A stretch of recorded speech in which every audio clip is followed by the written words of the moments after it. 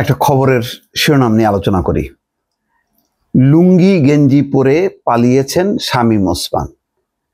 নারায়ণগঞ্জের যুবদলের সদস্য সচিব মশিউর রহমান রনি বলছেন যে নারায়ণগঞ্জের যিনি গডফাদার ছিলেন তিনি কাপড় চোপড় পরে পালাতে পারেননি, উনি লুঙ্গি গেঞ্জি পরিধান করে পালিয়েছেন। এর চেয়ে জঘন্য পতন আর হয় না। আসলে শামীম ওসমানের এরকম পলায়নটা অনেককে বিস্মিত করেছে। তিনি যদি পুলিশের কাছে ধরাও দিতেন, যেমন অনেক ডাকসাইটের নেতা তো কারাবন্দী আছেন, তাও বোঝা যেত তিনি পালাননি। সেলিনা হায়াৎ আইভীও কিন্তু একই কথা বলেছিলেন, মনে আছে যে 1/11-এর সময় তখনও কিন্তু তিনি পলাতক ছিলেন। সেলিনা হায়াৎ আইভী বলছেন যে 1/11-এর সময় তিনি পালিয়েছেন, এখন এসে তিনি বলেন খেলা হবে। এই যে খেলা হবে, যেভাবে ডাক দিতেন, হুঙ্কার দিতেন, মানে একেবারে তার হুঙ্কারে মনে হতো যে সবাই পালা গেলেও শামীম ওসমান পালাবে না। কিন্তু আজকে কোথায়? এখন দেখা যায় যে ভারতের বিভিন্ন মাজারে মাজারে মসজিদে মসজিদে ঘুরছেন। কোথায় আছেন ঠিক নির্দিষ্ট, দিল্লিতে নাকি কলকাতায়, আদৌ দলের সাথে কোনো সংযোগ আছে কিনা, এগুলি নিয়ে কিন্তু শামীম ওসমানের নামটা আসে না। বরং মোহাম্মদ আরাফাত, তিনি বেচারা কষ্ট করছেন, তিনি কোঅর্ডিনেটর হিসেবে কাজ করছেন, এমন খবর গণমাধ্যমে আসছে। কিন্তু শামীম ওসমান নাই কেন? শামীম ওসমান কি সুবিধাজনক অবস্থায় ছিলেন না?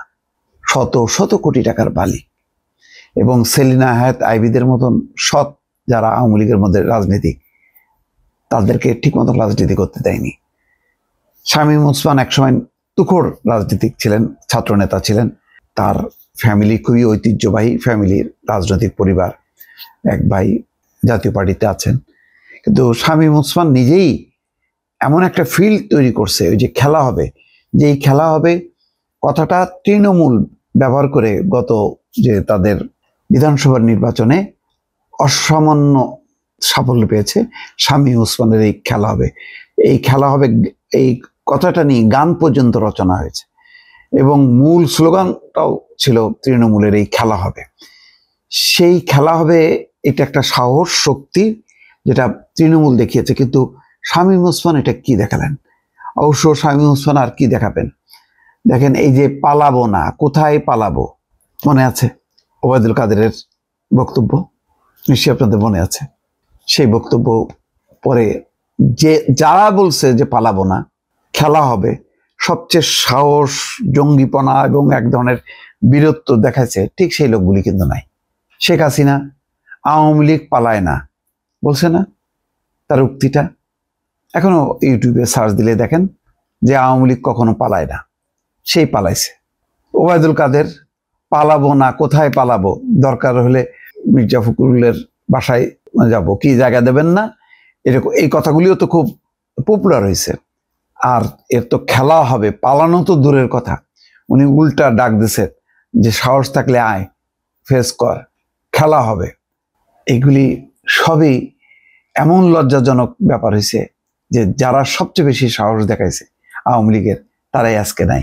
তো সেই কথাটা আজকে শামীম ওসমানের কথাটা আজকে দেখেন নারায়ণগঞ্জের মাটিতে দাঁড়ায় যুব দলের নেতারা বলতেছে, এই যুব দল, ছাত্র দল, বিএনপি কেউ দাঁড়াতে পারেনি শামীম ওসমানের উৎপাতে, অত্যাচারে বা তার বাহিনীর দাপটে। আজকে তারা তথ্য দিচ্ছেন যে কাপড় চোপড় পরে পালাতে পারেননি, তিনি লুঙ্গি গেঞ্জি পরে পালিয়েছেন। এর থেকে লজ্জার কি মনে হবে বাংলাদেশের রাজনীতিতে?